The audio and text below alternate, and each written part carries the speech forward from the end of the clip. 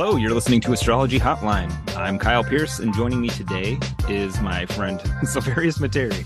He's a historical interpreter, actor, and tarot genius, among other things, say. And yeah, how are you doing, Silvarius? I'm good. How are you? I'm doing great. Good. Welcome to the podcast.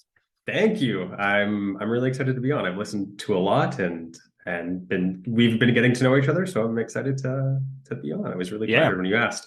Well, yeah, we've been for our Discord group, Three of Wands, we've been hosting a Decan crawl together, and it's been pretty awesome. So, if listeners want to learn about the Decans, can join us for that.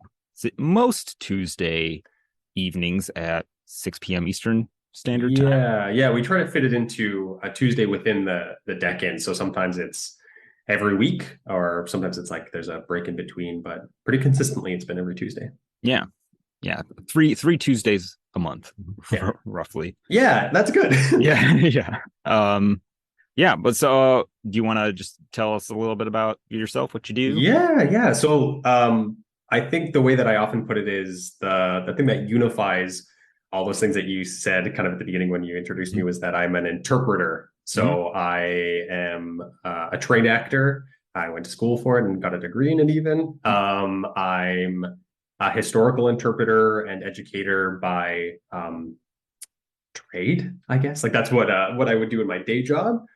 And I'm a tarot reader and tarot studier and tarot enthusiast and astro literate, I would say. But I think the thing that unifies, I like that. The thing that unifies all those things is that they all require like a form of interpretation. And like the other passions that I've had are like American Sign Language was a thing that I was learning for a while and really loved it and could see myself going into that. So there's something about translating information to people and breaking it down into ways that's digestible and relatable. That's kind of the thing that seems to unify everything I do. It's like almost exactly how I felt about astrology when I started getting really into it. It was like, oh my God, this like unifies everything that I'm interested in into like one neat package. Yeah. And it's like the language of symbolism, I guess. Totally. Yep. Totally. Symbols have always been a thing that I've been interested in too. Well, yeah, do we want to dig into our question for today? Yeah, let's go for it. It comes from Tristan. And he asks, what is the role of fixed stars in astrology, and how does one get started working with them? Which I'll confess, especially the more I study fixed stars, I realize like how big the whole realm of fixed stars is, and how much I still have to learn, which is in part why I wanted to bring you on this episode, because I feel like every time I even mention fixed stars, you always have like so much to say about them. I've been studying them pretty in depth this last year, and they've taken over my life and my brain space a little bit. So I have a lot to think about them and to say about them. And there's a lot happening. Like there's more information about fixed star astrology coming out now, and more people doing things with stars and constellations and things like that. So it seems like the time where things are just starting to emerge. It's totally. Should we maybe start with a definition maybe of what fixed stars are? I guess the best way to put it is that like when ancient people looked up at the sky and they saw the planets, those were like the wandering stars, right? Because from night to night they would say, oh, in relationship to this actual star, what is a fixed star, it would move. So they would be considered the wandering stars, whereas the fixed stars also move, but they don't move necessarily relative to each other, right? They stay relatively consistent distance from each other from night to night. So whereas like they rotate around the sky, or kind of the stars up north, you can see them kind of like rotating or rising and setting. They are like the backdrop on which the planets kind of like move across. So that's why they're called the fixed stars. Almost they're nailed in the firmament, kind of. Yeah. Yeah. Yeah. I always really loved the term wandering stars for the planets. Yeah. Because I guess nowadays, we have so much more knowledge of like what those dots in the sky that move all the time are. We know that they are planets, and we distinguish them from other bodies in the sky. And I don't think that it was that I mean, historically, I don't think that they knew that they were planets, or knew that they were. I think they were just seen as stars. I'm not sure. I'm not sure how far back. Like, I'm not really knowledgeable about at what point people realized, oh, that's a totally different thing. That's probably needed giving off telescopes. Light. Yeah, that's a totally different thing that's giving off light. But they looked like, they were like giving off light, and they're colorful, right? Like, how Mars can be red. There's stars that can be kind of blue or red, or sometimes even like greenish. So from with the naked eye, they kind of looked similar, but just behaved differently from each other. Yeah. That's what I regret so much about living in an urban area, is that I read about the fact that like certain fixed stars have colors. I wouldn't know, but one time I was I told you the story, but I was on a cruise ship when I was a teenager, and that was the only time I ever like looked up at the sky and actually saw color, like saw just what is actually up there. And it's so easy to like get disconnected from that. There are some that you can see. I don't want to dive too far into naming stars right away. But there's a couple, like, once you become aware of it, you sometimes can see very slight differences. Like, one I see all the time is a star in Ursa Major called Merak. And it's got this kind of reddish orange quality to it, where I've wondered, I've been out at night and thought, is that Mars? Especially because lately this year I've been really focusing on Mars, just wondering like where he is in the sky. So I've thought, oh, is that Mars? And pull up my kind of star map app, and it's not. It's a star, and it is definitely a different color compared to the other stars that are around it. So sometimes you can spot it. Yeah. I feel like I was just looking at Merak. Even that's one of the Bohemian ones, right? We'll get into that later. I don't think so. Al-Qaid is, which is in the same constellation, but I don't know that Merak is. Maybe sometimes of Macrab, maybe is what I'm thinking of. Oh, I don't know. Yes. Sometimes I can get a little fuzzy on like what is in the list of the 50 stars versus what's not, because sometimes people add stuff, and So the thing is, was it like 10,000 visible stars in the sky, something like that? There's a lot. Yeah, I would believe it. Like, I am pretty particular. Lots of people will only focus on fixed stars if they're a certain brightness or like above a certain brightness. But what I've been researching, I will go to stars that you can't see with the naked eye, and there is like hundreds. Like the kind of notes I've been writing this year, there's hundreds, dozens in each decan sometimes. So if that's just the ones that have names, think about all the ones that don't have names. Yeah.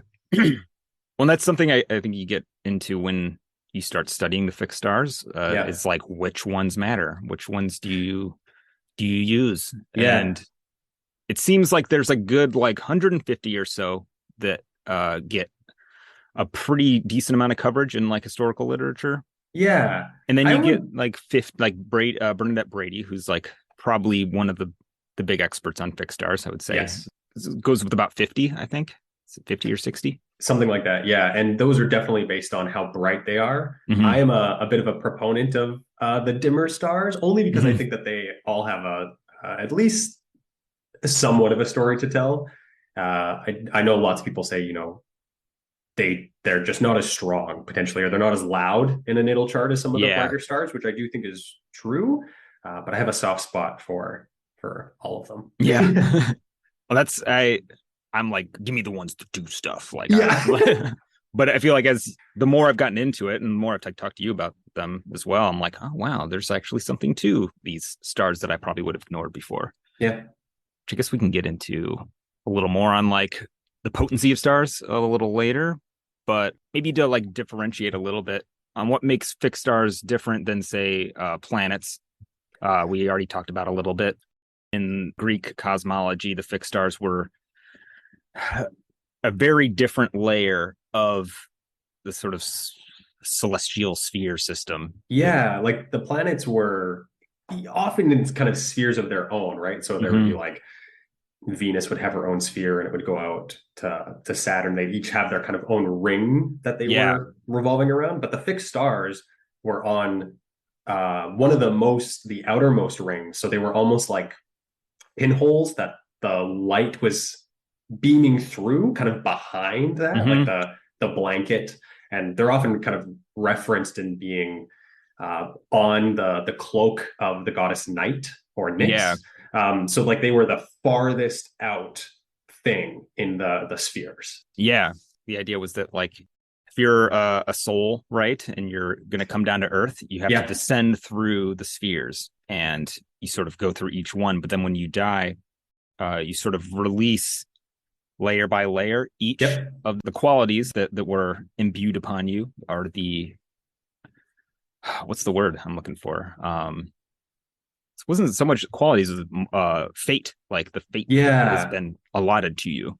And I know one of the ideas was kind of like the more of it that you had, the more planetary star juice you have, like the harder it is to leave. Like it's like you have to like do more to like untangle yourself and become a spirit soul again. Totally. And I think that's because, the planets have their own mythologies in every culture, right? They're some of them are similar, but each planet is representative of potentially a god or a spirit or a being or a figure in mythology. And so if you are working with those beings, they kind of like are characters almost or in your story. Or they are like you're related to them somehow. But then if you also start to include stars, that's a whole other set of characters and voices and traits that you then have to contend with. And so if your chart is just packed with, I mean, all the planets, right? Everyone has all the planets, but if you have stars prominent in your chart, you have tons of them. That's just more voices to have to contend with, mixed with your own voice.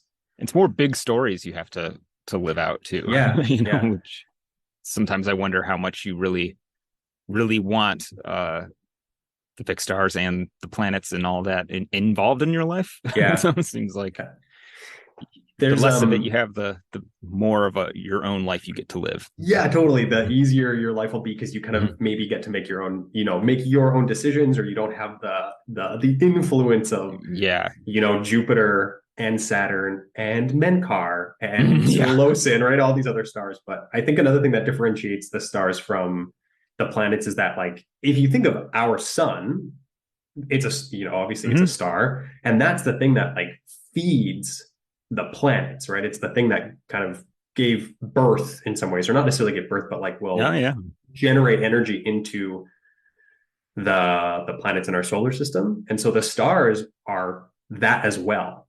And so a lot of people talk about them as being more inhuman and less understandable, whereas like the planets, especially because we've grafted these archetypes on them of deities, which are different than humans, but still often very involved in human life, they can relate to us a bit better, where the stars are more alien and more like they don't necessarily speak the same language we do. So they can, if you have a lot of them in your chart, there's this whole other like solar engine giving off energy that's channeling into your chart and into who you are. I didn't collect like a ton of examples, but you'll see with people who have like just a ton of fixed star energies, they are these kind of larger than life characters. And it's like their drama, their life story is wrapped up in something that's just way bigger than any individual life. Often there'll be people who are very impactful and, their names will echo on through history, right? But it does sort of take you out of the usual human experience. Most of us aren't living lives like that. It's another thing to be sort of co-opted by forces like that. Plus alien kind of forces, or just it's involved almost like a bigger narrative. I think of it like a way bigger narrative than, say, even maybe with planets, which have kind of this cycle that it's a definable cycle that's pretty easy. You know, the Yeah. moon's 29 days or so, sun's a year, Yeah. Saturn, you know, about 30 years. But precession, which maybe we might want to talk a little bit about, is what 20, it's each sign's about 2,500 years. And it takes about Yeah. That one is one I didn't think about before we started, yeah. but I can't remember. But yeah, the stars will shift, but very, very, very Yeah. minusculely, right? So they're in a different location visibly today than they were 2,000, 3,000 years ago, but it's very incremental. Year to year, you don't really notice the difference in where a star is compared to where it was last year. Yeah.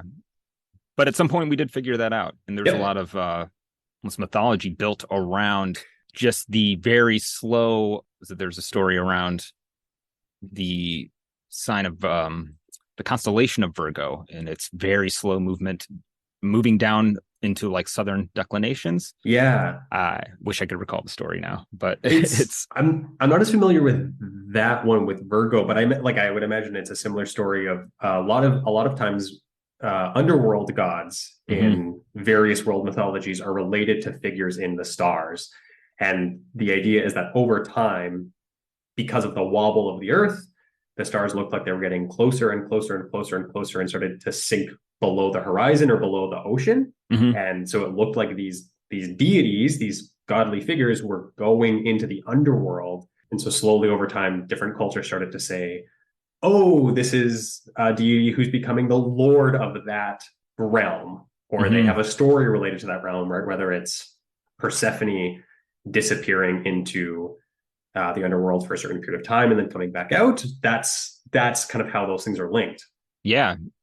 When you can imagine being an ancient person who's looking up at the sky and like wondering what it's all about, right? And you maybe have learned through the knowledge that's passed down by generations that like not in your lifetime, that's not going to happen, but very slowly, like these constellations are going to shift and they're going to be in a different part of the sky, and you project way bigger narratives onto it. Like these almost big cosmic, big picture struggles or theological issues and archetypes. Like it's way more grand, I guess, than just your planet stuff. Yeah, like this seems silly to say, but once you realize that scientifically, it's just that the Earth wobbles, like that it's not perfectly, the orbit isn't perfect. That seems really simple to make sense of something like that, to go, oh, okay, it's just that every year we're kind of spinning slightly different than we were the year before. But if you don't know that and you're just seeing that the heavens over a period of time are very, very minutely, but very distinctly changing, you've got to come up with some sort of way to interpret that, right? To make sense of, okay, why is this figure that we associate with a deity suddenly much closer to the horizon than it was when my grandparents were alive and we're telling stories about that figure? Yeah. Well, that's I think one of the keys maybe to makes it kind of easy to differentiate from the planets, but I think especially if you practice tropical astrology with like the tropical zodiac, as we do on this podcast, and for the most part in Western astrology, you even need to separate the stars from the zodiac. Yes. Which I think the more you get into the stars, it can become like Regulus was always an interesting one to me, because that one, as a star, it's very Leo. Like it's very much seems like it belongs to the sign of Leo, because it's very kingly, very just everything you can think of about kings. Is Regulus. But it shifted into Virgo in 2012, something like that.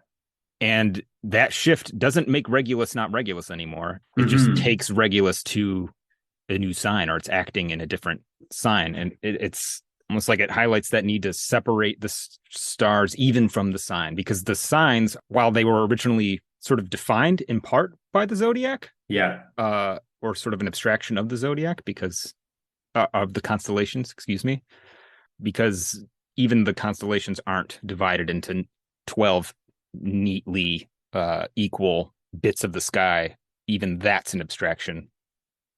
Not explaining this. Well, it's like It's the idea that, originally the zodiac and the cycle of light lined up, right? So that the Mhm. solstice, the spring solstice, was always when the sun rose on a certain day at a certain Yeah. kind of like time over the horizon.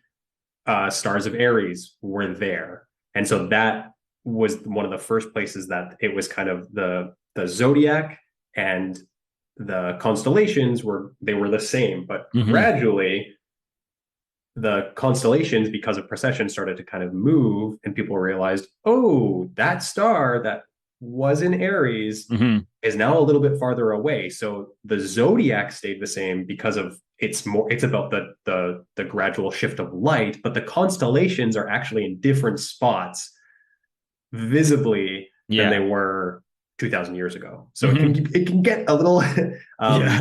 we're allowed to swear, right?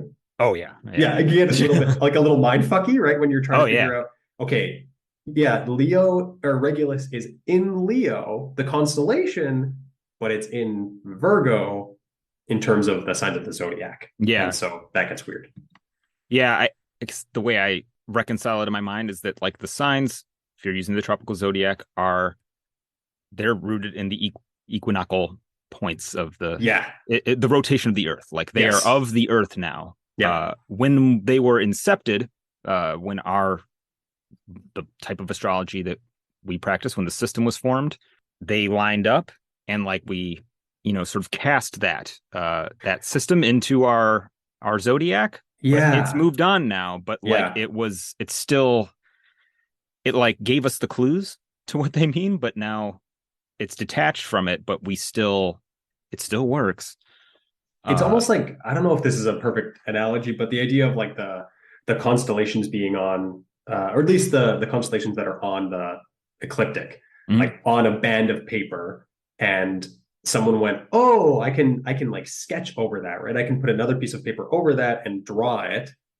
And then that sketch is like the zodiac kind of, and the band of paper kept moving, but then the stamp, the engraving, like the thing that you Yeah, drew, stayed in the same place, I or like someone that. held it there and went, oh, okay, the actual image is farther down, but Hmm. this is still in the same place. The engraving that I made is still in the same place. I like that. Yeah. But even if you wanted to stick with the sidereal zodiac, you're still not getting a zodiac that lines up perfectly with the constellations. Like Yeah. Virgo is this big ass, like what? I think it occupies probably good three signs worth of space or Yeah. something like Yeah. that. It's Yeah. huge. Uh but at some point we neatly divided them into 12. Yes. And that like Scorpio used to be way bigger and used to Hmm. encompass all of Libra, right? Whereas now Libra has been cut into a sign of its own. The stars of Libra were for a long time the claws of Scorpio. Yeah. So that there's a very human made component to the zodiac and like what we would, say is our birth sign or something like that. Or, Yeah. yeah, our sun sign. Well, so I guess with like all that in mind, when you're looking at the fixed stars, I like to just take the planet sign delineation that I give almost separately, and then I think, how does the story of this star sort of alter, that position? Like, Yes. and Yeah. it sometimes can alter it very drastically, almost Yeah. take it over, Yep. where it doesn't necessarily look so much like the planet and the sun anymore. Like the star is kind of a bigger deal. Yes, yeah. Like a really kind of simple example is in Bernadette Brady's one of Bernadette Brady's books. She gives the example of, if you have Venus, you would think that Venus is representative of union Hmm. and relationships and trying to smooth things over and create harmony. But if you have it conjunct the star Capulus, which is in Perseus's sword, and is Hmm. a very sort of like, the way she delineates it is that Capulus is a very raw, primal, masculine, traditional mask, the ideas of what masculinity is, Yeah. star, that the traditional associations of Venus may not be as prominent, they may not be as loud, they may be overshadowed by that star's voice, right? Because again, I think you could say that because stars are feeding planets, and they are just giving off so much energy of their own. It makes it really loud, or it can make it really loud. Yeah, I mean, like you were saying earlier, I mean, we have our own star, we have the sun, and our planets all derive their light from our star. So they're all rooted in our system, but these stars are from the outside and they give off their own light. Yep. And that definitely has the power to, I'm like thinking of, I feel like I always have so many Lovecraftian analogies, but just like, oh, it's Venus, but like it got possessed by some elder god, and it's got like black veins coming out of it, and it's just like, oh, nope, it's not Venus anymore. It is completely overtaken. I think that's a perfect analogy, and I know that there are other people who are doing who are really leading the forefront of fixed star astrology. For example, like Sasha Ravich, who we can kind of shout out later.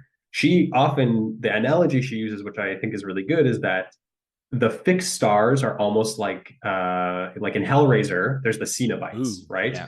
And the Cenobites all worship a god. I don't remember, Leviathan, I think that's its name. Leviathan. Right, yeah.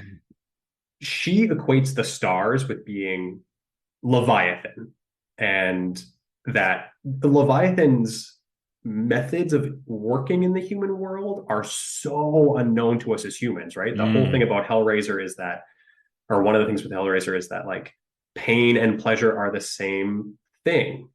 And we as humans maybe just don't understand that, but the star, who has a different concept of what is pleasure and what is pain, is fine with inflicting one or inflicting the other, or saying, I want pleasure and it's going to give you pain, thinking like, well, to me, this is what is pleasurable because it's any kind of experience. So I think that idea of an alien infusing itself into the planet works a lot. Yeah. I love the Hellraiser analogy. That's perfect. Yeah. I can't take that one. That is totally Sasha's analogy. I should, to reiterate, it's not that Venus being on the star is going to make it just not Venus anymore. It's still Venus. It's acting through Venus, but you could think of it as like, okay, if Venus got possessed by this otherworldly entity, that entity is kind of operating through Venus. Yeah. And it's going to alter what Venus does substantially. Yeah. I don't know, like one of the ways that I like to think about it when I've been thinking about fixed stars, conjunct planets, or just in different like houses and things like that, is to figure out different figures that are kind of like Venus, without being too or getting too deep into syncretization between gods to say, oh, Venus is the same as Ishtar, is the same as Inanna, not necessarily, but like to go, okay, well, what is this star and what's its star's voice, and what is a kind of like Venusian archetype from maybe a different mythology or from a different story that might blend that can give you a good starting point to say, okay, well, this is a Venus figure, but not every Venus figure is necessarily the Venus that we know from Hellenistic astrology, right? Or from Greek mythology. There's more warlike Venus figures, and so you could say, well, maybe this is a more warlike Venus figure, or if it's a star that's more, I'm trying to think of like a kind of creepier one, but something that's going into the underworld, for example, you can draw on something like that instead and say, this is more of a figure of Venus that goes into the underworld, and what does that figure do in the mythology, kind of thing. Remind me when we talk about some of our favorite stars, to ask what are the creepy stars? I want to know. Sure. Yeah, you got it. Okay, so let's see. Do you want to talk at all about the how stars could be found in the decans, or do you want to move on? Do you want to let's talk about I think one thing go ahead, go for it. This is a Midwest nice off right now.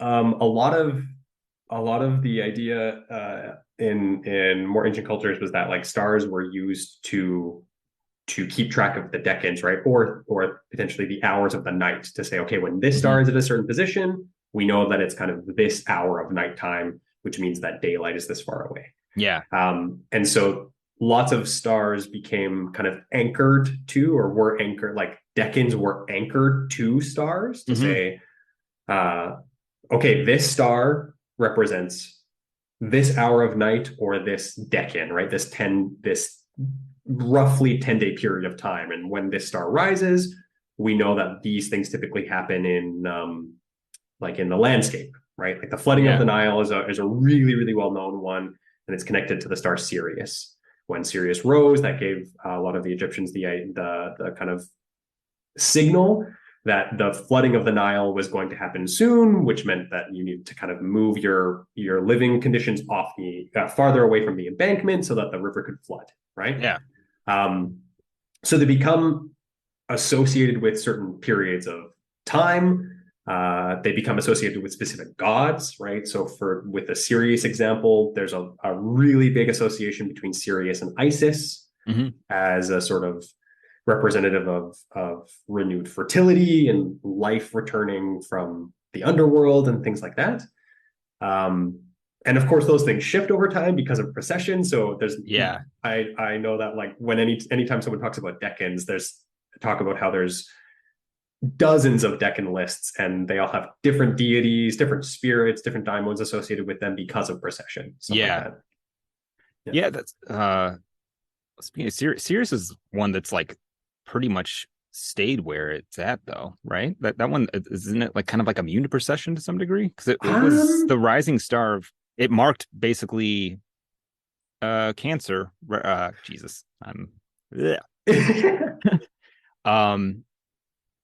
the Egyptians would look to the rising of Sirius as kind of marking the flooding of the Nile, right? Like when Sirius rose in the morning, which would be basically Cancer season. And it's about in this. I don't remember exactly what decan of Cancer it's in, but it is still in one of Cancer's decans. I think it's middle Cancer. Yeah, I think right. There's like some reason that Sirius, because of where it is, like it's either not moving as fast or. Yeah, it could be distance. It could also be, for some stars, like especially the stars that are closer, kind of more closer to the like meridian, so near the pole star, those don't set, right? So they kind of just shift around. So those ones stay more consistent than the ones that are closer to the actual horizon.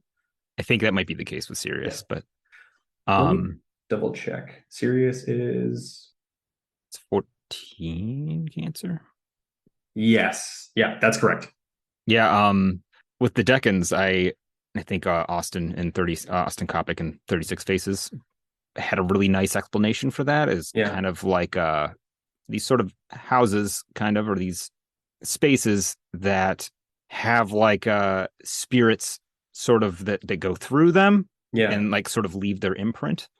But it's sort of like collecting new spirits, or they're sort of like these haunted spaces that are that sort of can change, even like the stories get added to them over time. Yeah, I think you can still see some remnants of this. Like I don't want to speak too much of this because I'm not super well versed in Vedic astrology necessarily or Arabic astrology, but with different lunar mansion systems, that is still one of the things that kind of marks where the lunar mansions are, is that they're tied to either a specific star or a specific grouping of stars, right? But in the Vedic lunar mansion system or the Arabic manzils as well, they're often connected to a star, and it's kind of when the moon conjoins or gets close to that star is when it's in that mansion, and so that gave you a clue, and that's still used today.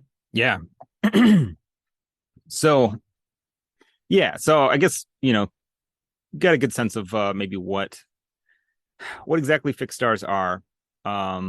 We should talk a little bit about how they're applied in astrology. What they're sounds good. They are quite outside of maybe their natal application in terms of natal astrology. We get like astrological magic, quite prominently used, I would say. Particular the Bohemian fixed stars. Yeah, and that sort of gets into these sort of categories and layers of fixed stars. There's some fixed stars that are like more famous than than other Yeah. stars. Yeah, you get your four royal fixed stars, which are Regulus, Mm-hmm. Fomalhaut, Yep. Antares, Yep. and Aldebaran. That's right. And then you get your Bohemian fixed stars, which are 15. And I'm not going to list them all off because, Yeah, I don't know them all off the top of my yeah, head necessarily either. yeah. But I guess you could probably rank those pretty high in importance as well. Maybe if you see a planet, on a royal star, one of those four royal stars, Yeah. those are going to be really, really, really powerful. How did Austin Coppock put it in an interesting way that the royal fixed stars are like a amoral bestowal of power, Yeah. and they tend to be they're always morally fraught, according to Austin. Which, Yeah, they come with gifts, but they're also traditionally said to come with sort of like expectations, or not necessarily like not curses, but they have downfalls that come with them. So they can confer yeah, really, really wonderful things, but if you kind of break their rules, you can come tumbling down pretty quick. totally, yeah. Yeah. It's like if you're given the power of a god, Yeah, what does a human do with that? totally. Yeah. Definitely seems potential for moral fraughtness. I don't think that's a word, but it's uh they usually come with big stories. Yeah. And then the Bohemian fixed stars I know are kind of selected more for their astrological magical purposes. Yes, yeah, they were really particularly popular in medieval Europe, specifically for their magical properties or their magical capabilities. Um, I don't know exactly why those ones were chosen, but my hunch would be that it's because of their brightness and their prominence within the sky. Yeah. Someone else, I'm sure someone else knows, so please, if Yeah. you do know, correct me. But they like each of them is connected with an herb or a plant, as well as like a gemstone. They all have a talismanic image that's associated with them, as well as like a talismanic seal. So they're kind of Mm. primed to be able to imprint onto a talisman, so that you can have kind of the power of that star with you if you've done it properly. Yeah. Which if you get into talk to any longtime practitioner of astrological magic, they will warn you to be careful. I Yeah, guess because they do have a lot of power. yeah, you're trying to plug into like a an electrical outlet, right? Yeah, Like, yeah, exactly. It's like yeah, trying to hook up your, I don't know, climbing up onto a transformer and just trying to totally. plug your house into it. Yeah. You might want to have the right equipment. You might want to make sure you know what you're doing first. Yeah, you need to know that like you have the proper channel of energy that's not going to blow your house up. Yeah. And then there's devotional astrology. Maybe you can tell us a little bit about that. Yeah, I would say that that's it's been an aspect of fixed star astrology, and I would say astrology in general for a very long time. But I think that's one of the ways that fixed star astrology is really finding its niche is more devotional astrology, where it's not necessarily that you're worried about casting a natal chart. You're not even necessarily worried about trying to imbue a talisman with the essence of a star, but it's that Yeah. you are treating that star as, a figure. Some people would say Mm-hmm. a person, when some people would say a deity. And when I say person, I mean like person in any sense of the word, that like it has a consciousness, and so therefore it is, considered a person, not necessarily a human, Mm-hmm. but a being with an individual will. Yeah. um, and kind of developing a relationship with that person, and it may make your life easier, the same way that you would have a good friend, that if a friend has a certain, I don't know, position or has certain knowledge or has certain skills, if you develop that relationship with that person, they might be able to help you out of a sticky situation, or be there to listen to you when you need them, or offer advice when you're asking for advice, right? So Yeah. you don't necessarily need to have a ton of, I would say, astrological training to Mm-hmm. have a devotional relationship with the stars. You probably need to get an idea of the kind of phases of the moon, and how the moon travels around the zodiac, because that's kind of the thing that you can use to communicate best with stars, just the same way you would do for like astrological magic, right? Yeah. But besides that, if you have some basics, you can start forming a relationship with a star that you feel connected to or interested in, or that you kind of want to chat to. Yeah, totally. Yeah. I think I mean, that's probably always a good place to start. There's Yeah. definitely a big difference between choosing a time to sort of meditate on the qualities of a planet or of a star, Yeah.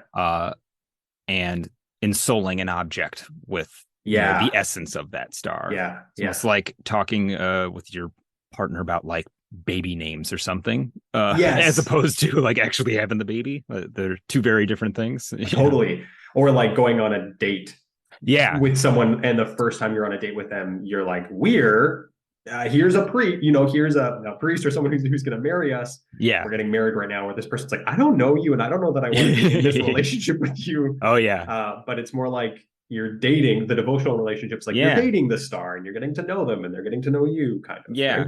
Yeah. Yeah.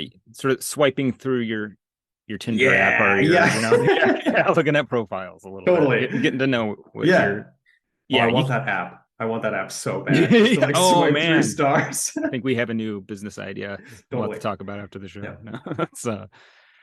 That's I think that's a really good place to start if you're looking at potentially working with the stars.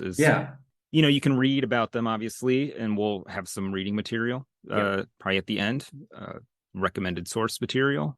But if you notice like a star is rising at a specific time, or it's conjunct a planet, that can be a good time to engage in like a meditative practice, sort of, or some other sort of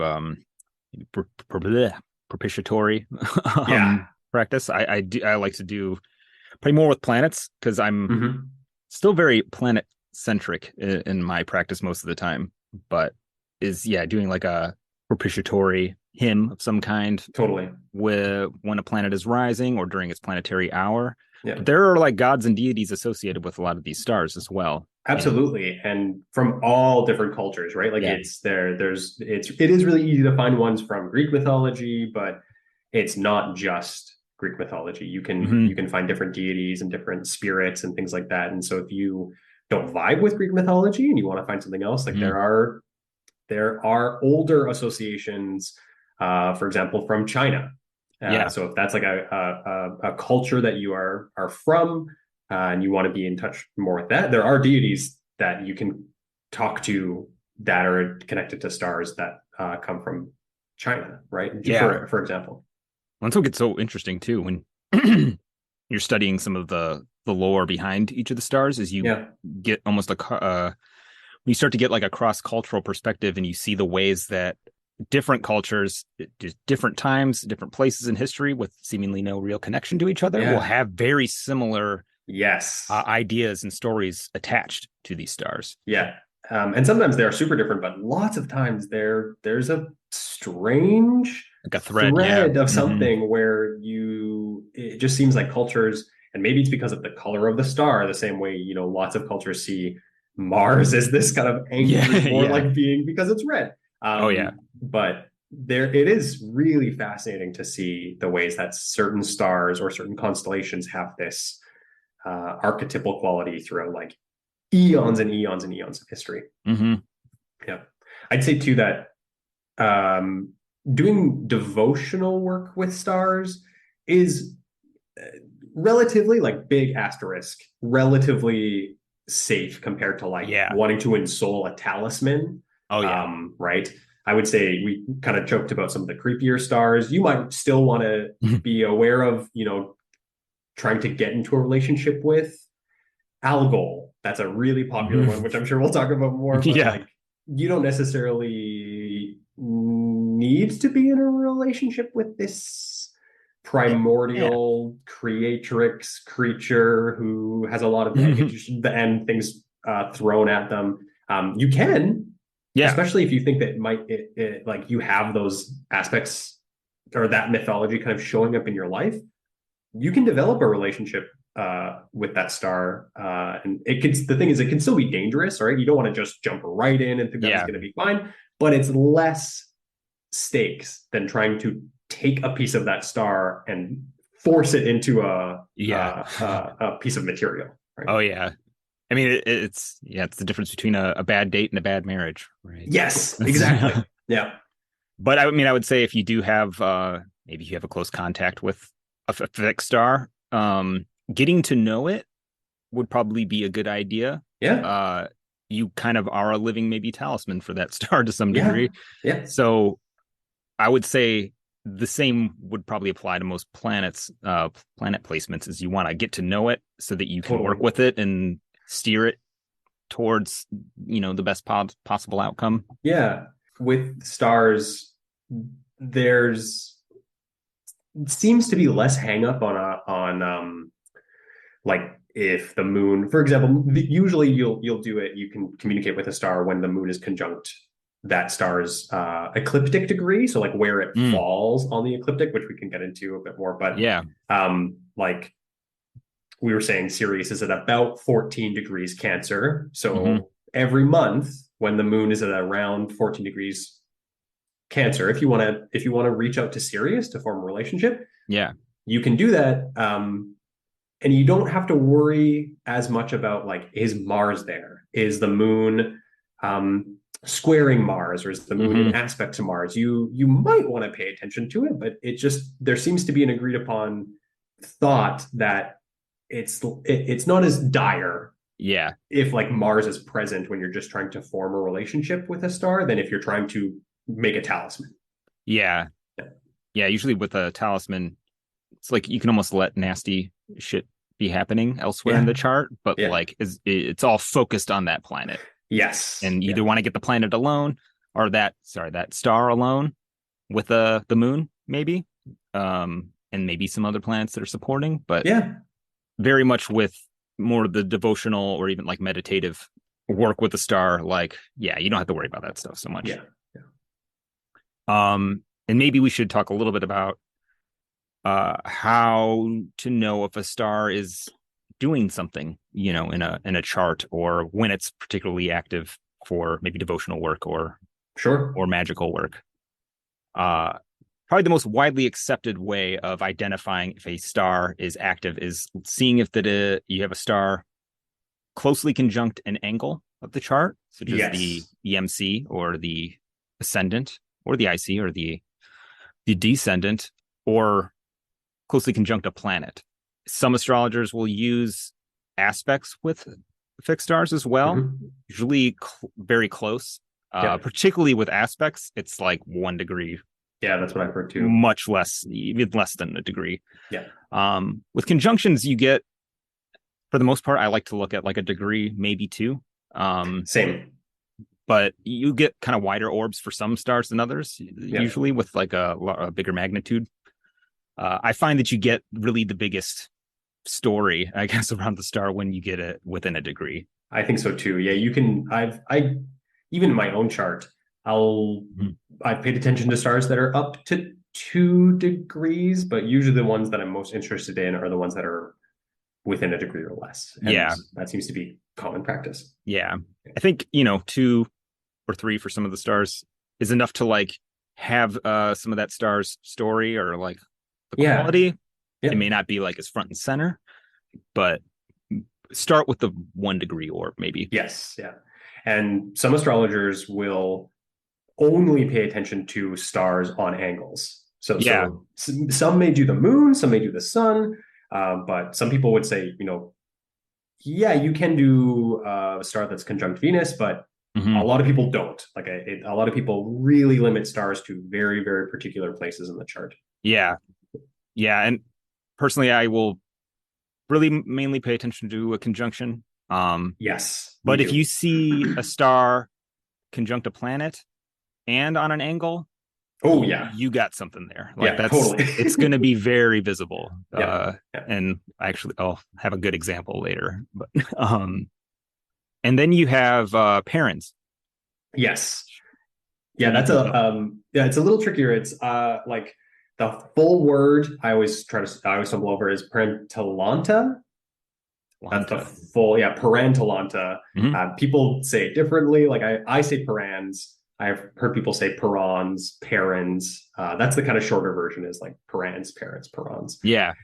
But the idea behind that is Bronze. Parans is that the star has a visible relationship with a planet, and it's still in relation to the angles. So it's if a star or a planet is on the horizon, either ascending or descending, or on the like meridian, which is the MC, Mm-hmm. or the IC, which is sometimes called like on the nadir. Yeah. But it's not, they're not necessarily actually like when we think about a conjunction, right? You can say, oh, the moon is conjunct Sirius Mm-hmm. based on where we're looking, but it doesn't actually have to be conjunct. They can be at totally different points of the chart.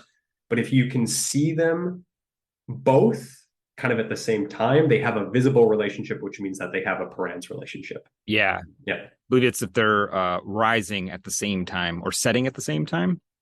Yes. Yeah. It can be like you Or can at the midheaven or nadir. totally. Yeah. Yeah. Mm-hmm. Those are the kind of four places that you want to pay attention to. So, like, Mm-hmm. just to throw out an example, like, let's say Mercury is rising. So, like, just above the ascendant.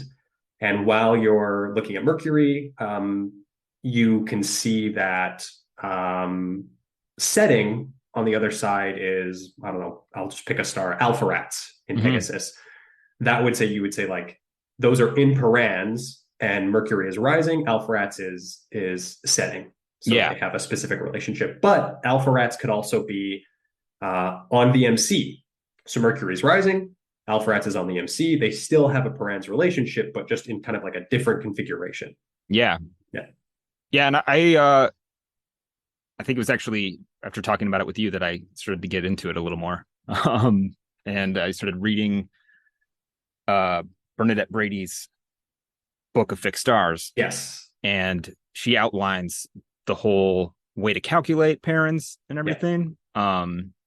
Which I'll include a link, but you can just do on Astrodienst, right? Yes, that's where I do it typically. Yeah. There's other software you can use, but that's like the best free software that you can find to just cast a chart. Honestly, I found the Astrodienst more helpful than Solarfire. Oh, good to know. Yeah.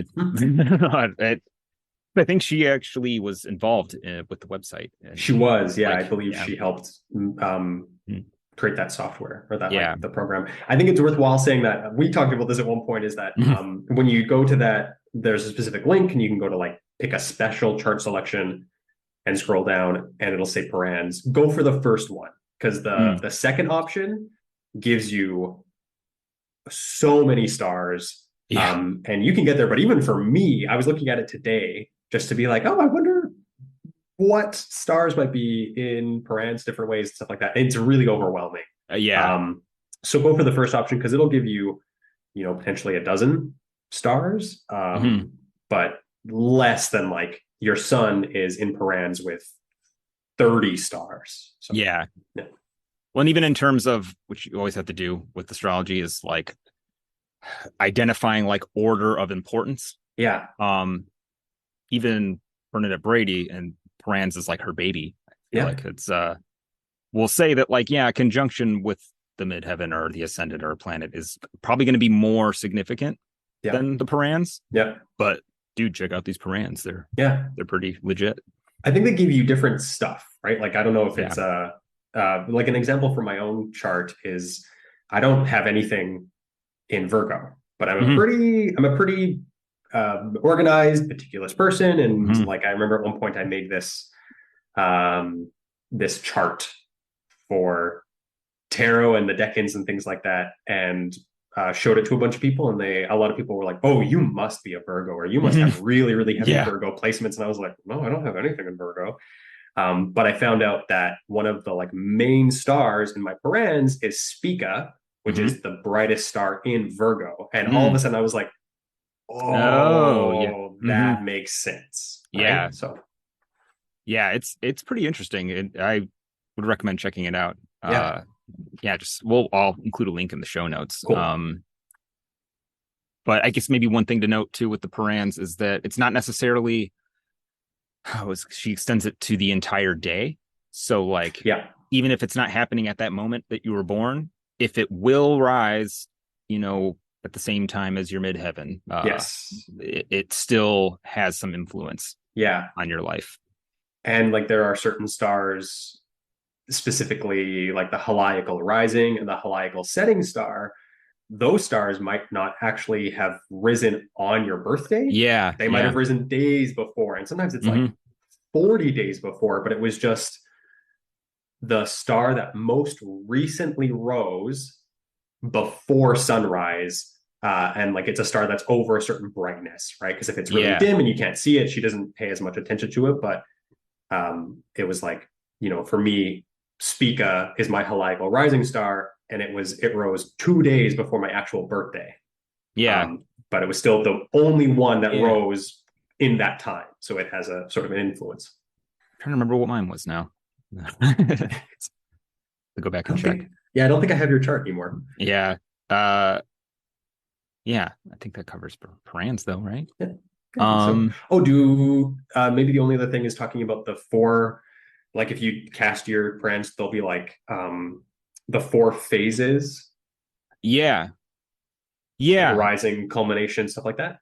Yeah, and the way Burnett Brady presented it, it was kind of like if it's tied to if it's rising with your ascendant, it's prominent earlier in life and throughout your life. Yes. Right. Usually it's like your rising stars are often what are prominent in the early part of your life. Lots of people say usually up until your first Saturn return. The stars it'll say stars in culmination. Those are stars that are more prominent from your first to your second Saturn return. Stars that are setting are from your, second to third Saturn return or until death. Yeah. And then stars that are in lower culmination, a lot of people call them like hearthstone stars, which are more like the building blocks of your life. So they're the ones that are sort of stretched across your full life and will have a say, but it won't necessarily, like you won't necessarily live to see the direct influence of those stars. Yeah. Yeah. It was a interesting way of breaking things down because I was able to find like certain patterns there. I was like, wow, I hadn't thought about that. It's definitely something worth exploring. I'm not like applying it quite yet to readings, but it's another layer that definitely adds like a lot of rich detail. Yeah, and you can look at like perfection, right? So if you're in a Mars year, you can look at like what stars have a parans relationship with Mars, and maybe that star will have, even if it's in your like rising stars, so the part that is in the first 30-ish years of your life, but you're 36, that the star that is in parans with Mars might have something to say for your Mars perfection year, just because of that relationship. But do we want to talk a little bit about some pet favorite stars? I've already dropped their name a couple times, but Spica, I would say, is my main one. That's the one that I'm most I think I feel the most in my life, and that I have like a devotional relationship with her that I'm like developing a devotional relationship with. So it's a really kind of unanimously in history and astrology, it's considered one of the most benefic stars in the sky. Ooh. Yeah. It's nice. Yeah. It's very gentle. Like it seems it's the brightest star in Virgo. And a lot of people talk about how it is like it's the ear of wheat that Virgo is holding in their hand. So it's, a lot of people use that as a metaphor for like the gift that the goddess holding the ear of wheat has to give to the world, and therefore like the gift that you also have to give to the world. Yeah. I'd say that's my big one. I feel like I don't have like so much pet favorites. I'm a big fan. I like Fomalhaut. It's a cool star. I don't have any connections to Fomalhaut, but of the royal stars, it certainly seems like the least bad or the least difficult. Yeah, that seems to be pretty common. Is like it's a really artistic star, and it gives like mystical wizard kind of vibe. Yeah, very Gandalf in some Yeah. ways, right? I think the biggest danger, like when we talked about the idea of a downfall with that one, is that like you can start to buy into your own mysticism or like Oh your yeah. own sense of charisma or your own fantasy, and that like it creates delusion, or that you like get really trapped in this mystical fantasy world rather than Hmm. living in the real world is one of its main dangers, I would say. Yeah. Um, Yeah, that think one's at about what, 4 degrees Pisces? I don't know that one off the top of my head. I haven't studied that one 3 or 4. quite as much yet. But Where's Spica? Spica is at about 24 degrees of Libra. So actually, Oh, 24 Spica, Libra. yeah, today the moon was conjunct. Well, for me anyway, the moon was conjunct Spica. So I did a devotional thing this morning. Yeah. Yeah, Nice. yeah. See, I know it's not anybody's favorite star, but it's the one fixed star that is seems to be tied to me in Yes. some way. Is Algol, Yeah. which I have a Mercury conjunct Algol, which definitely scared the shit out of me when I was studying astrology. Fair. Yeah. And I have had it show up. See, last time when Mars was conjunct my natal Algol, Mhm. that was what, this summer. I was transporting a mattress on a truck, and the Like the bungee cord. bungees that I had secured, which I had like double, triple secured, one of them snapped, and my Mm. mattress flew off the back of the truck on the freeway, got trapped underneath somebody's car, and we had to pull over to the side. We couldn't get the mattress out. I had to call police to get like roadside assistance and stuff to get the Yeah. mattress out. I got a ticket. It was just a big fiasco. Yeah. And I that's like almost like the kind of mundane stuff that seems to happen. I Yeah. feel like I'm misusing that word mundane, but like the day to day, I guess, of Yes. Algol is you see a lot of people report like difficulty with technology, which I Totally. guess I do have some bad luck with sometimes. Yeah. But it's what, associated with Medusa. Yes, yeah. It's the name comes from like Algol, comes from Ras Al Ghul, which is like the head of the demon or the head of the ghoul Mm. from Arabic star lore. But it is The winking Medusa's, demon. yeah, the blinking. It's like in the constellation of Perseus. Perseus is holding Medusa's head, her severed head, and it is one of her eyes. And it kind of because it's an eclipsing binary star, it gets Mm-hmm. brighter and darker and brighter and darker, and so it is seen as like her eye that's blinking, and that's where like it is considered one of the most, if not the most malefic star in the sky, especially in pop astrology. And I think like it does have a bad reputation, It's I got a think. pretty bad reputation. Yes, it does. I don't hear very many people saying that it's super benefic. I think if you're really interested in finding the other side, or like the like Medusa is very wrapped up in a very patriarchal myth. Oh yeah. And so if you're wanting to explore that, or kind of deconstruct that lens, I would say I'll drop more information about this person at the end of the podcast. But Amaya Rourke has Mm. done a lot of study on Algol and has done a Oh lot wow. of work to really like go back to the roots of like who Medusa was before that story. And yes, that is part of her story, but she also sees Algol as this like very primal creator deity that Mm-hmm. helps like form worlds, and is really concerned with the kind of ecological health of a system. Mm-hmm. And Mm.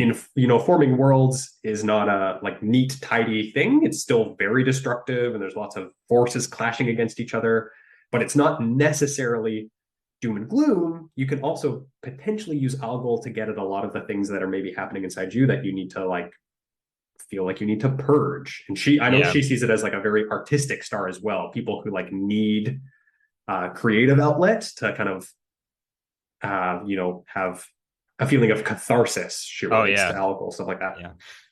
Yeah. I know for myself, if I'm not creating something, doing something, Yeah. it does become this like thick, stuck kind of Yeah. like heavy sort of energy Yeah. that think it took me a while to figure out that like, oh yeah, I actually need to be like making shit.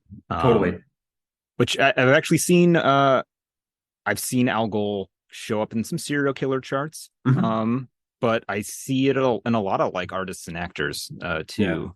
Is that Johnny Depp, I think, has Mercury conjunct Algol, Mm. which I know he's had some controversy as of late. I've Yes. not been super tuned into it, but I think not the best husband, right? Is it? I didn't pay too much attention to what the outcome of Mm, the trial was. Yeah, I don't exactly remember. yeah, but I know it's pretty tied into like the myth of Lilith as well, which is another Yeah. female figure that steps away from the patriarchy in a sense. Yeah. Like God's like, hey, you're gonna be Adam's wife now, and Mhm. that means you gotta let him do what he wants to you. Or Yeah. and she's like, no, fuck that, I don't want to do Yeah. that. Yeah, there's like a quality of being able to point out the flaw in the system and say, no, no, Yeah, no, that sucks. yeah, Yeah. And that's wanting to yeah. dismantle it potentially too. That is this can be one of the more consistent themes with Algol is kind of like a wanting to just say fuck it to certain Yeah. systems, Yeah. a lot of systems, which I would say has been I don't want to be part of this anymore. Totally. Done several times. I know in magical astrology though that Algol is used a lot for protection.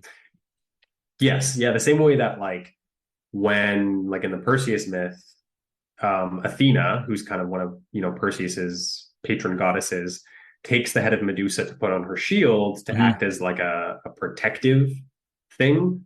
That can she does have that quality as well. Is that if you deal with her appropriately and do all the right things, like she can be used as this sort of I don't know like guard dog, right? But Yeah. that like she will deflect Mm-hmm. things that are trying to come at you the same way that her gaze would try to like deflect or like turn people to stone, or there's like the relationship between her gaze and Perseus's like reflective shield, kind of, Yeah. right?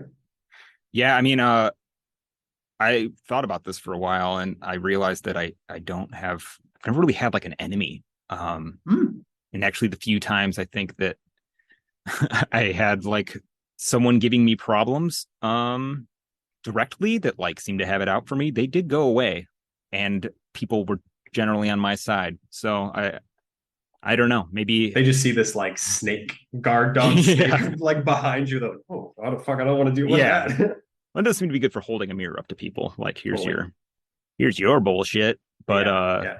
I guess there is a certain amount of, hiding in a cave that will offer you a certain amount of Yeah. protection. Yeah. I'm Totally. good at avoiding certain situations. But yeah, I'm trying to think. I wanted to ask you because Sirius is one that's actually puzzled me quite a bit. Mm-hmm. Because when I see it in charts, it's hard for me to sort of identify exactly what it's doing. And you get sort of different ideas around it. And I'm kind of like, what Yeah. does this one do exactly? It like I would say the kind of common conception of Sirius is that it's like this it's a dog, right? It's in Canis Major. And it is like I know that Austin Coppock talks about it as like a dog that is hungry for the spoils of the gods. Mm, So it's got mm, this kind of like this drive towards glory or potentially power or things like that. Like in, I think Bernadette Brady talks about how if you have that in a pretty prominent place in your chart, it can lead you to like very esteemed high positions, but it also might burn you out in mm. the process because in a lot of places that star when that star rose it was like the hottest driest time of the year, so crops were Mm. failing and like there was fear of things like famine, and so it is associated with these like kind of hot winds or hot breath and drying things out. So even though it does have this really Interesting. prominent bright place, it's potentially that you'll kind of like burn yourself away in the meantime. It's interesting. I guess it's going to be a kind of a watch and see thing, but Mm-hmm. my kid has the moon and Jupiter conjunct Okay.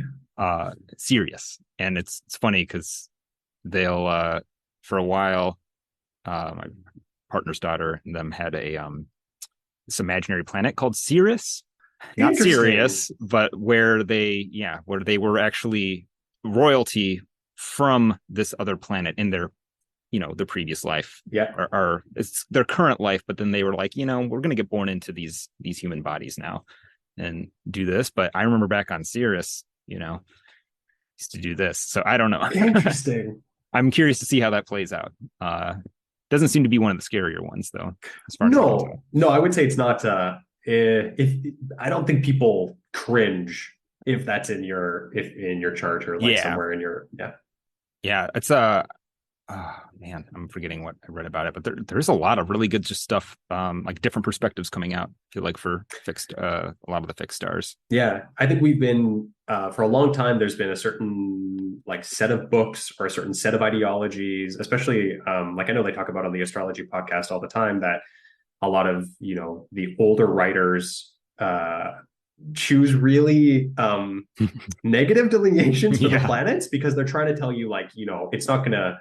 This is the extremes, Hmm. but it makes it look like it's always doom and gloom and disaster. And like that's Hmm. very, very prominent with the stars, kind of the fixed stars in general, is that there's a lot of like fall from grace and like destruction and blindness. But I think it comes from that same thing. And now people are starting to find a more rounded understanding of like, okay, yeah, maybe that's an aspect of the star, but what is another aspect of the star? Yeah. Yeah. Yeah.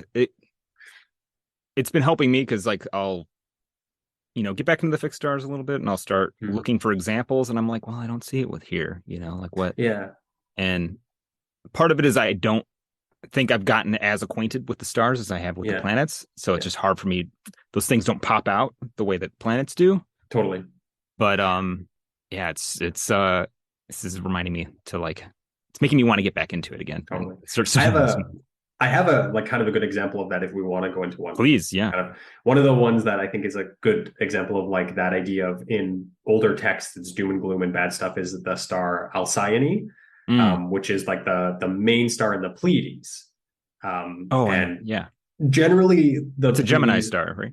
It's in Gemini, I think. yes, yeah, I think it's in Gemini 1, like right at the very beginning of Hmm. Gemini 1. Um, is that because it's a nebula are often associated with blindness because like historically they were used to as vision tests. So if you could see the nebula really clearly, it meant you were like fit to do a certain type of like position in war. But if you Hmm. couldn't see it, you couldn't do it. So they have this association with vision or lack of vision. And so in older texts, you see Alcyone and the Pleiades in general being associated with things like blindness. Whereas in more modern interpretations and a lot of work people are doing, people are talking about a sort of trading of the kind of physical faculty of sight for more spiritual sight, Mm. for example. And that comes with its own difficulties and things like that. But it's not necessarily that, like, if you have Alcyone in your chart, you're going to go blind. It's Yeah. that you might be more, for example, like you could be more disposed to like precognitive abilities or things like spirit sight or like just you might have a more of an awareness of the invisible or like the subtle realms than the Yeah. kind of average person, right? Yeah. Yeah. You don't see like you get your really extreme examples every now and Yeah. then, which I'm always fascinated in. I've always been interested in just the extremes of Mm-hmm. things because they sort of highlight the boundaries, or like a pure expression of something is Yeah. the Yeah. extreme, and it helps you define what it is, but you can get kind of lost in that too, which Totally. I think there's value to the extremes that like ancient astrology will go into, but Yeah, I think it's like if you lived near a volcano, you'd want to know that it could erupt, but yeah, you're not going to be absolutely, terrified that it's erupting every day yeah. necessarily, right? Well, and if you live next to one, it's good to know the signs Yep, of when it's going to erupt so that totally. you know how to get out of the way. Yeah. Yeah. Do you have any other favorites or stars you want to talk about real quick Yeah, before I have a good example? I'm trying to think of like ones that I have soft spots for. Stars in Pegasus tend to be kind of like nice. I have a couple of those in my chart, and I don't know, they just have this nicer feeling about them. There's like a very free spirit quality with Stars of Pegasus, right? Because if you think of the mythology of like this horse that can kind of fly through the sky and Oh is yeah. associated with inspiration, there's some kind of neat qualities to look at with that one. Where are those? Mostly Pisces, Pisces. largely like around That Pisces and kind of seems fitting. Aries. Yeah, right around. Yeah, exactly, right around kind of that Not that we want to axis. attach them to the signs too much, but No, not yeah. necessarily. Not necessarily. Mhm. Um, I also am doing more looking into stars in Gemini, specifically. There's a bunch of them in Gemini. There's a Like, ton, yeah. yeah. Yeah. Like Castor and Pollux are the two brightest stars there, right? And that's directly from Greek mythology. Those are like But there's storytelling kind of types, right? But yes, specifically Castor, I would say is like one mm, of the ones is well known for their storytelling ability and kind of even things like prophecy mm, in some ways. hmm. I'm really interested in their weirdly the heel stars, like in their feet. There's just some interesting mythology around the idea of like a wounded heel. Mm. Different people call like Castor's heel is called calx, and that it's like this wounded heel, and it really relates interestingly to different figures from like Balkan folklore and different parts of Greece, and just this really interesting thing about like oaths and how taking an oath is comes with this sort of expectation. I'm still teasing it out, but Yeah. those are a couple of the stars that I've been really interested in, and they've come up for me, and I've just gone down rabbit holes with them. Where's the where roughly is the one with the line the Let me broken look it heel? up. Because it's making me think of a chart I was looking at recently. I was trying to figure out where the moon was, because it's on a time chart. I was like, it's either at the end of Gemini or the beginning of Cancer. Okay. And they had a thing. Uh, it's a fighter.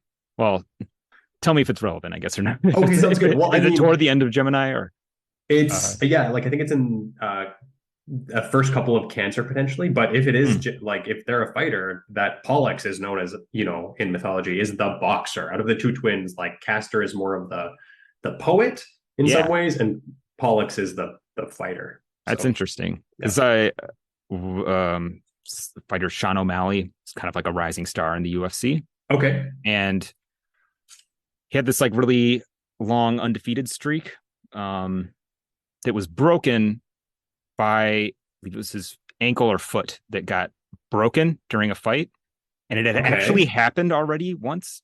He had broken the foot during a previous fight, Okay. but he managed to continue the fight, like just sort of by not putting weight on it, and basically finished the fight on the ground. I think he submitted his opponent, and he Interesting. basically like did this whole victory speech at the end while laying on the ground, like, "Oh yeah, my foot's super broken, but like, oh my god, I win!" Like, I don't know, it was like a entertaining moment. But then he lost the fight because of for the same reason. Like he was winning and then broke the foot, and so I've been like watching, like, I wonder how this is going to go. Is this going to keep happening to him? Yeah, it's going to And be a I thing and I for him. couldn't find it anywhere on the chart really, but I wonder if the moon It's did the uh it's in Gemini 1, the star specifically that I'm thinking of. okay. Yeah, so at about five-ish degrees, it's called. This is one thing with stars too, is that they're often really butchered versions of like Arabic. So Mm, like you could say yeah, it Tejet posterior, you could say Tehat posterior, but usually I call it Tejet posterior, is this kind of like this wounded ankle star. hmm. Yeah. Well, so much for that story. There's more though. Yeah, There's I'm sure. Yeah, more than one star that's yeah, wounded ankle. yeah. That's something that I want to. One reason I want to get into the stars more is because I imagine it has to like fill in so many gaps where I'm like, I'm not able to find this thing, Yeah. and it Yeah. seems so specific to this person. Like it keeps Yeah. happening. It's a recurring theme. And it should show up somewhere. Yeah. Yeah, I do have a quick example chart. Do we want to? Let's go for it. Yeah. This is a fun one. Here, I'll share my screen with you. Let's see. Can you see this chart? Yes. Cool. So this is the birth chart of Pablo Escobar. He's well-known drug lord, Colombian Yeah. drug lord, the Mendelian cartel. Yeah, Medellin. Medellin. It might be. I think I've heard of it that way. I Yeah. don't. Yeah, that's Uh, only from Dark Tourist. The show Dark oh Tourist yeah, is like I've the been wanting to only watch place I that. know him from. Yeah. Um, yeah, he was drug lord, you know, terrorist, basically. He politically involved for sure, but definitely had this kind of mystique around him. Kind of loved by the people. Hmm. Very powerful, very rich. And you look at his chart, and he was born with Pisces rising at 4 degrees, right on the fixed star Fomalhaut, and that's a royal fixed star. Yep. And then look up in his 10th house, it's the sun and midheaven, right about 9 degrees Sagittarius, on Antares. And Antares is supposed to be, it offers a almost specifically martial kind of power, Yeah. very like tied to like generals and like Yep. very dominant energy. It's sort of like the story, I think, is kind of like rising to the top, but having to like Test yourself. fight your way Yeah. there to some Yeah. degree. Totally. Uh, What I find it interesting with that specifically is that Antares is in it's the heart of Scorpio, so it's like the heart of the Scorpion. But mm, Antares means the rival of Mars, right? Or the rival of Aries. oh, And I find that interesting because if you can associate Mars with police and police force yeah, and yeah. soldiers and things like that, Pablo Escobar is very well known for his um, rivaling the Yeah. police force, right? Oh yeah. So, yeah, Well, like rival. Yeah, he killed a lot of cops. yes, he did. Yes, he did. But the ones that, and he basically killed the ones that he couldn't bribe, Yes, more or less.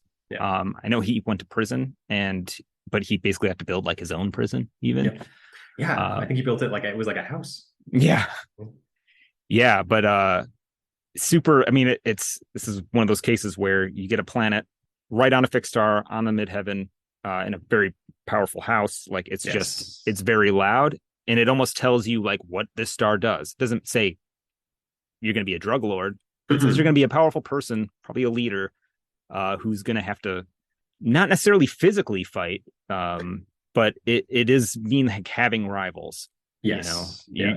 You're having to bump against other powerful figures to get to Yes. the top. Yeah. Uh, and it may promise to some degree you getting there, but what fixed stars don't seem to promise is you keeping your position.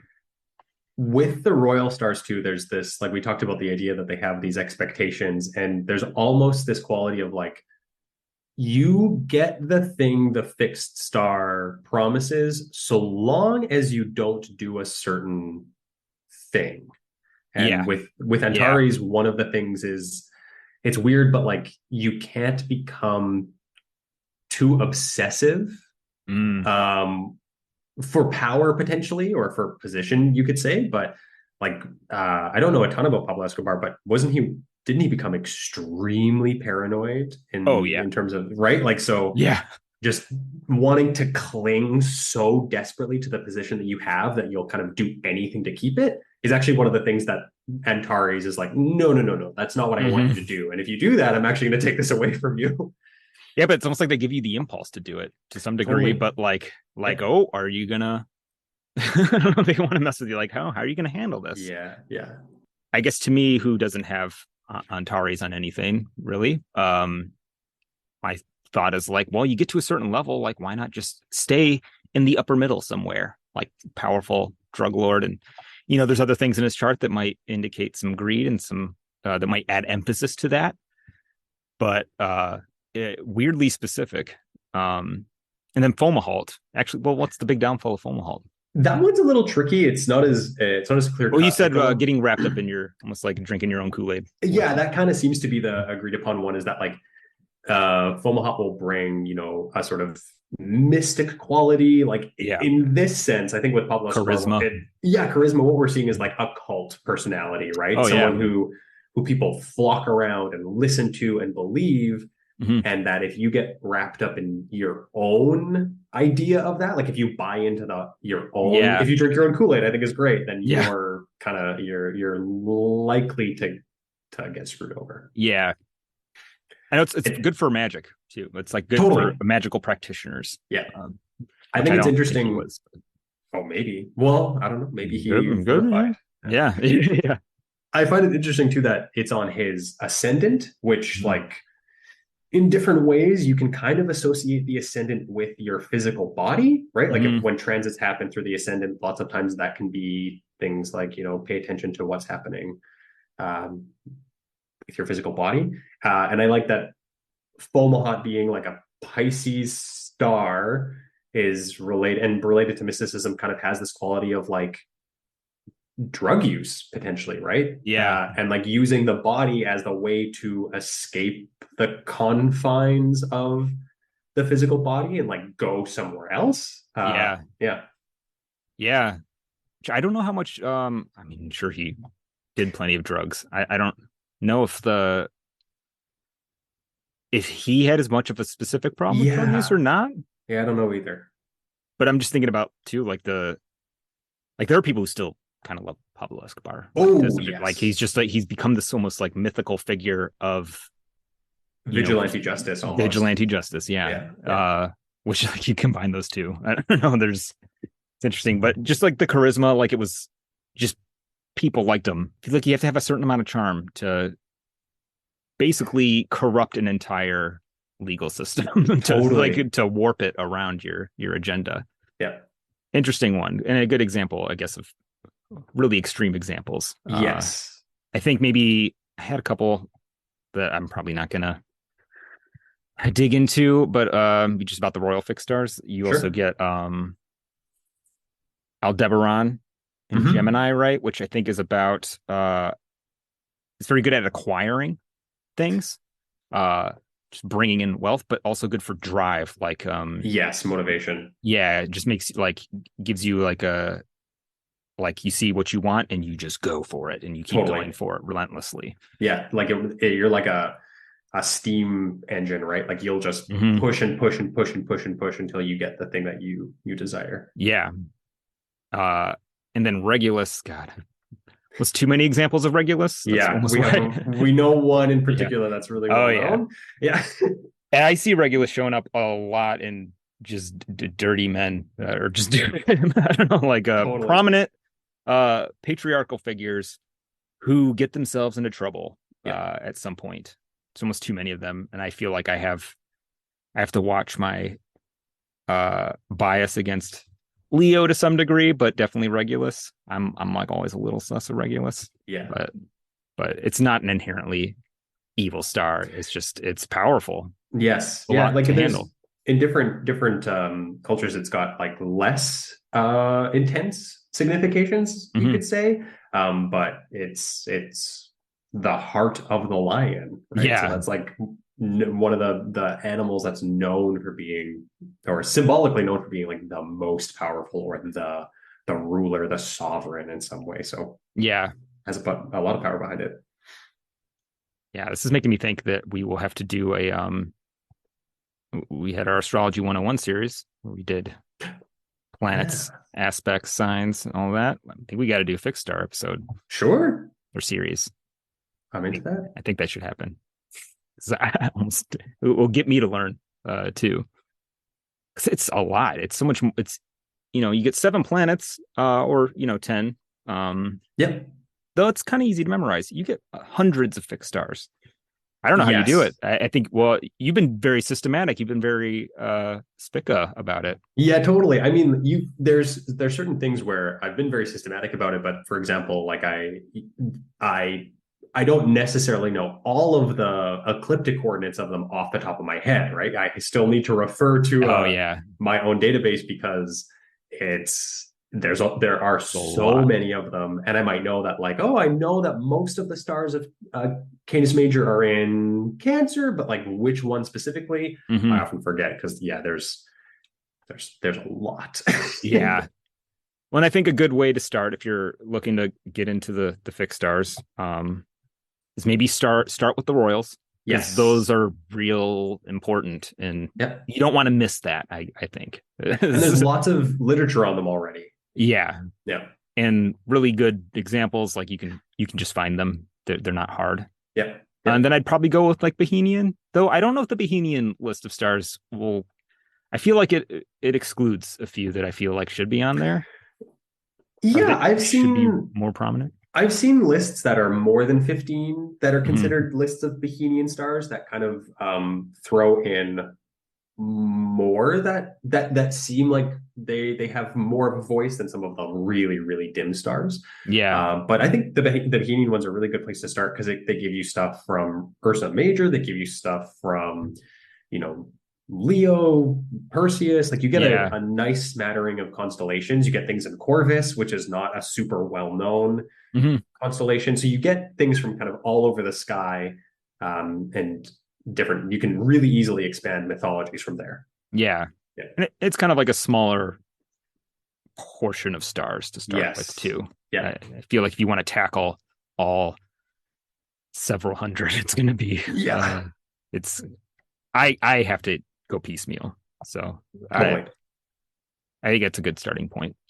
Well, the way I've been doing it is that like these are really related to a Deccan walk that I've been doing this year. Mm. And so I spend, in the 10 days of the Deccan, I spend time reading about and learning about and studying about the stars in just that Deccan, right? Mm-hmm. So that's why I don't know a ton about That Fomalhaut yet, helps. is because Yeah. we haven't gotten to You haven't Pisces. gotten there As, yet. Yeah. yeah, as much as I want to jump ahead and learn them all, it's really nice to be like, okay, these are my 10 days to look Mm-hmm. into these stars. And then even then, sometimes like Sagittarius 3 has probably 15, 20 stars in it. And so you can't spend a ton of time even in all, looking deeply, deeply into all of those stars. Yeah. So, You're more disciplined than I am. yeah. Yeah. And then, do you have any like maybe learning resources that you would recommend for people looking Yeah. to get into the fixed stars? The ones we've talked about a little bit already, but Bernadette Brady's books are a really, really good place to start. So she has Brady's Book of Fixed Stars, which, like you said, outlines like how to calculate parans and things like Mm-hmm. that. It goes through a big list of different constellations and stars and Yeah. talks about like delineations. So that's really good. She also has star and planet combinations, which looks more at like if you have Mercury in relationship to Alpharats. Mm-hmm. What does that mean? And like if you have Venus in relation to Alpharats, what does that mean? So that's a good one. One of my favorites is from an author called Diana K. Rosenberg. It's this big 2-volume edition called Secrets of the Ancient Skies, and it is invaluable. She goes through like every star and goes through like mundane examples and chart examples. It's great. That's the one I want. It's great. It's going on my list now. It is $100, just FYI. Oh man. So it's for two, but it's $100. One thing with that one to keep in mind is that like if you go to her website, it'll route you to eBay, and that is the correct place to buy it. Oh, really? Yeah, she's passed away. Oh. And so her family sells it for her, but they sell it through eBay. So if you get there and you're like, what's this weird seller? You're not in the wrong place. Okay. Yeah. Good to know. One that I still use, but is a little outdated, like you have to be mindful of some of the like anthropology in the book, is Richard Hinckley Allen's book. I'm blanking on the name of it. Star Names, I think. Let me double check. Yeah, Star Names and Their Meanings by Richard Hinckley Allen. It's a really nice compilation, but there's times where like later writers have said, he said he thought this name meant this, but he didn't get it right. So he a lot of it's really good, but take that with a grain of salt. When did when was that written? That was around, well, he was alive between like the 1830s and like early 1900s. So I don't know exactly when, but kind of around that period. Not the heyday of anthropology. Exactly. No, exactly. Yeah, there's a lot of assumptions made around that area. Other non like book resources, I would say check out Judy Volker's website. She has a whole website dedicated to different star and constellations from various cultures across the world. There's also a guy named Ian Ridpath, and he's got a specific book. He also has them on a website, just on ianridpath.com. It's called Star Tales, and he looks at like specifically Greek and Chinese associations, but does a really good job of like making them very clear. I would say if you can't find Rosenberg's book, or if Rosenberg's book is not in your price range right now, go to Ian Ridpath, because he has a lot of the same things. And then I would say if you're looking for like people who are really at the forefront of fixed star astrology, my 3 top recommendations would be Amaya Rourke. I believe she's on Instagram as like @EmpressCraft, if I'm remembering correctly. She's done a lot specifically with stars like Algol.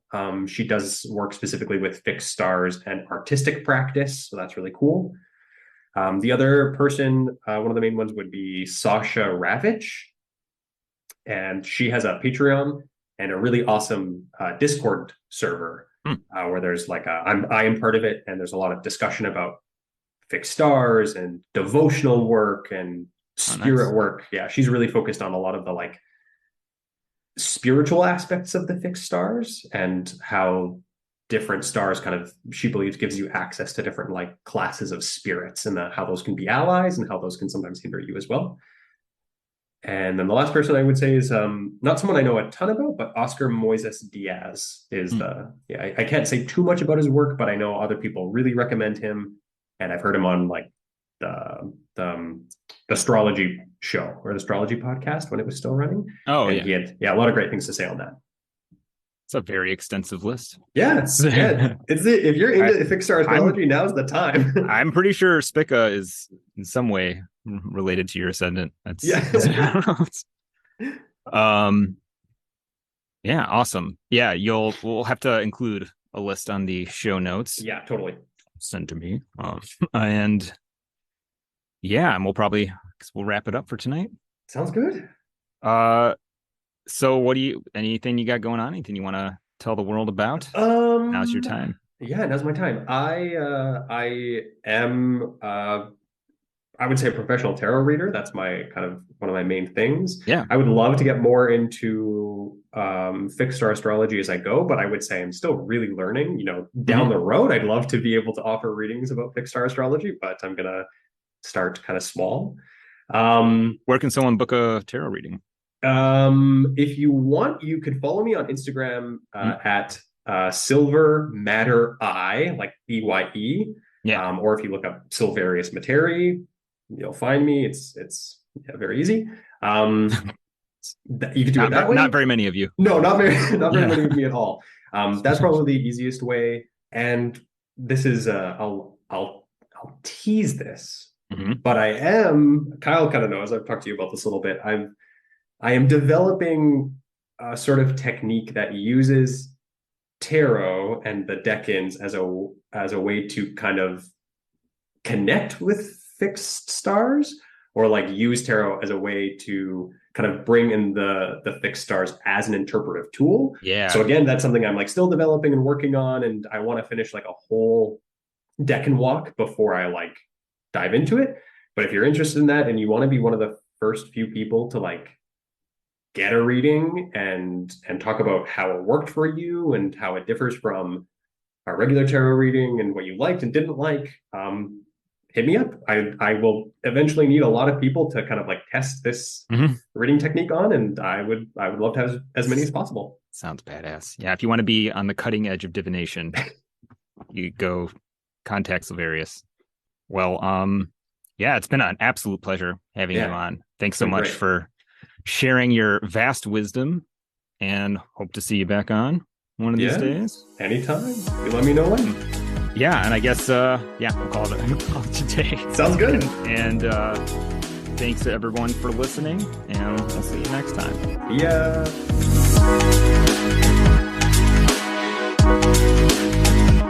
you have a question you would like to hear answered on Astrology Hotline, shoot us an email at astrologyhotlinepod@gmail.com.